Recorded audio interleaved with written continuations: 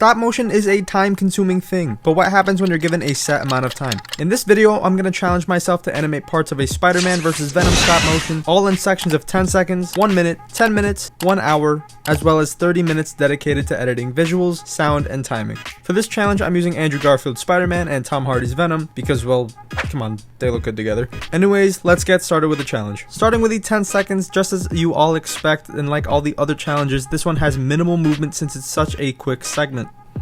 With the timer done, I knew I wouldn't have had time for a good intro for this, so I went with a quick shot of Venom turning around and nothing more than that. I do plan to make this the second scene of the video through the 30 minutes I can edit, but it's very simple as expected. The 1 minute section being a little longer, I'm able to get some more in, so I decided to have different angles and include Spider-Man on this section with his camera for a playful intro for his entrance. I wanted to try to have some goofy fun with this one since it's Spider-Man, so hopefully I can achieve that to some degree on the final product.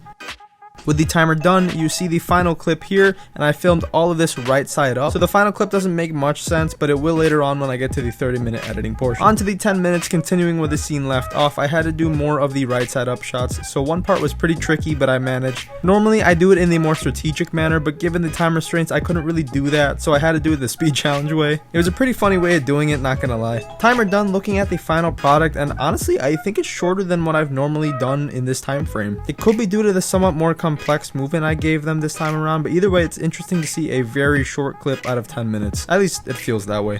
Moving on to the 1 hour segment, this is the real challenge like always. At this point, it's just a matter of consistency with a fight, and it's pretty hard to animate and think of fight moves on the fly, especially with the size difference between these two figures, but I managed, I think. I basically ran out of time at the end because I did not realize how close the timer was to 0, so you'll see a very rushed ending to this in a second. Not gonna lie, no matter how many times I've done this challenge or made a stop motion, there's always something new to learn. So if this challenge has inspired you to want to try to start making stop motion videos, then let me tell you about today's video sponsor, Skillshare. Ranging from the animation itself to thumbnail creation, you're going to need to know how to make satisfying movements and eye-catching designs, and Skillshare has just the classes for you to be able to learn and improve from. I'm sure you guys have heard of Skillshare. They are the largest online learning community for creatives with thousands of classes led by industry experts in so many different fields that you can take advantage of for yourself to help take your career, skills, hobbies, and passions to the next level. For me, I've been taking Evan from Polymatter's thumbnail course to bring my thumbnails to the next level to make for more appealing videos that you guys want to watch. And with Skillshare's numerous classes and learning paths for things just like this, I have learned way more than I ever would have with ease. They offer way more classes than what applies to stop motion and YouTube, and are always adding new skills for you to explore. Skillshare is offering a deal where the first 500 people to use the link in the description will be receiving a 1-month free trial of Skillshare.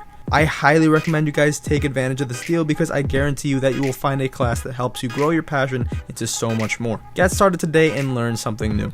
Now on to the 30 minutes of editing. Like usual, I'll play the 1 hour final clip in the corner, but the reason I add this portion is to add all of the clips together to create a hopefully cohesive and watchable final product. This Spider-Man and Venom one is a bit different from the rest because I need to add web effects this time, and like I said earlier, I did swap out some of the segments chronological order to make it flow better. I also needed a Venom sound effect but felt like I didn't have enough time, so I literally just used King Kong's roars and added a pitch to it. Modern problems require modern solutions, I guess.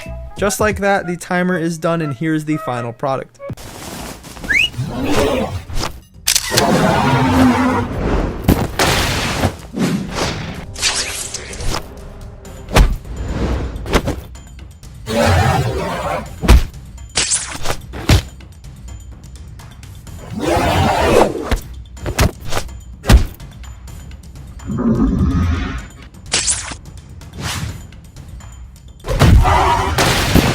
I thought it turned out pretty well. It was definitely more playful than I normally make it. I'm not the best when it comes to on-the-fly choreography, so I needed to have a bit more playful vibe to this, both to match Spider-Man's character, but also to do the most I could in the 1 hour segment. So let me know how you think I did. I've done this challenge multiple times in the past, so check that playlist out if you're interested. This was inspired by Animation Break's original idea. I just tweaked it a little bit to make it my own, but of course I gotta give credit to the originator, so check his challenges out as well. What other characters should I do this challenge with, and what other stop motion challenges would you like to see me do? Like, comment, and subscribe if you're not already, and I will see you guys in the next video.